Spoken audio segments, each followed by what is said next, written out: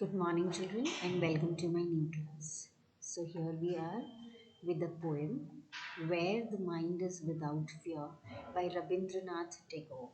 Now, this is a very famous, a very popular poem by Rabindranath Tagore, and it talks about the state of the mind of the people. And it was written long back when we were under the rule of the Britishers. So here he talks about being free of any kind of fear, mentally and physically. So let us talk about it. Loud, let us read it on.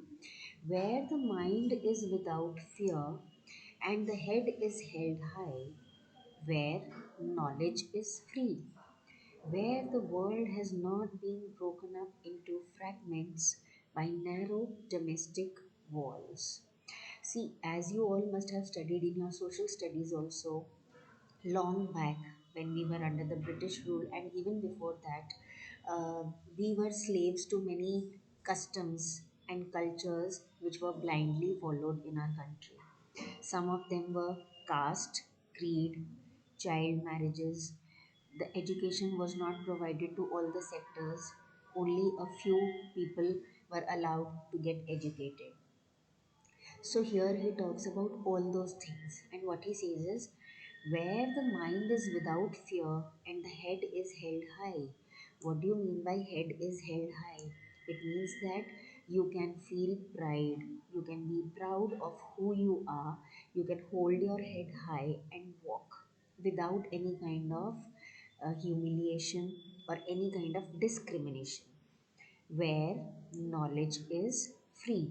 So he wants that knowledge should be free for everyone, irrespective of the gender, the caste, creed, or the status in the society.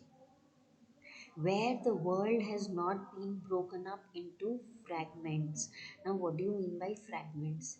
Fragments actually means pieces.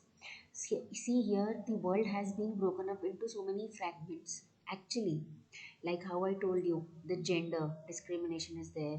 People have been broken or organized in the form of sects. Then they have been organized in the form of castes, creed, and culture. So there should be no narrow domestic walls. Narrow means the thinking which becomes very narrow. We say no narrow-minded people.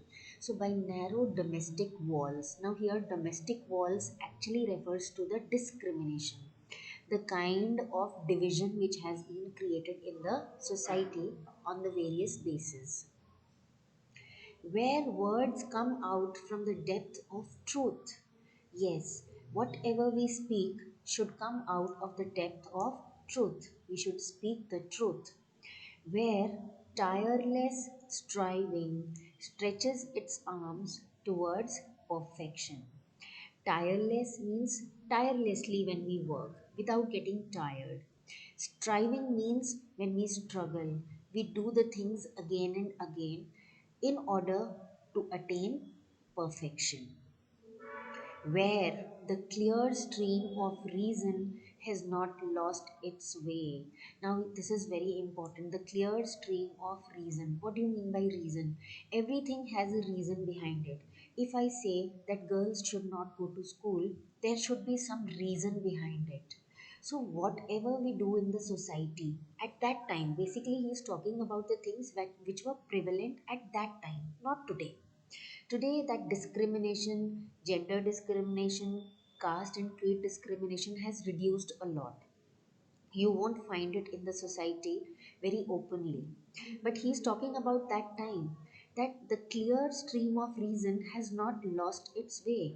It means that whatever is said or done in the society should have a reason behind it, has not lost its way into the dreary desert and sand of dead habit. Now, dreary desert sand of dead habit. What does it mean? It means that people they were usually following all the cultures and the traditions blindly without any reason. Just because they were born in a society, if they said that such people are untouchables, you don't have to go and meet them or touch any of their things, people used to follow those habits blindly. So here Rabindranath Tagore wants to tell us that there should be a clear stream of reason and it should not get lost into the dreary desert and sand of dead habit. The things should not be followed just because they have become dead habits. Where the mind is led forward by thee. Now what does thee mean here? Thee means you. This was used in the Old English. You. Into ever widening thought and action. So, our thoughts and actions should be ever widening, they should become broad. Into that heaven of freedom, my Father. Now, here, who is my Father? My Father here refers to God. Let my country awake. Now, here he is requesting my Father here. It means God. Here, thee also refers to God. So he asks God to lead his country awake, to make his country awake, so that they leave all these dead and bad habits and move forward towards perfection. I hope this is clear to you all. And this is a very beautiful poem by Rabindranath Tagore, and you can get more details about Rabindranath Tagore from the internet also. So I hope this is clear to you after reading it, and we'll be starting the questions, and some extra questions will be given in my next class. So have a nice day and keep learning.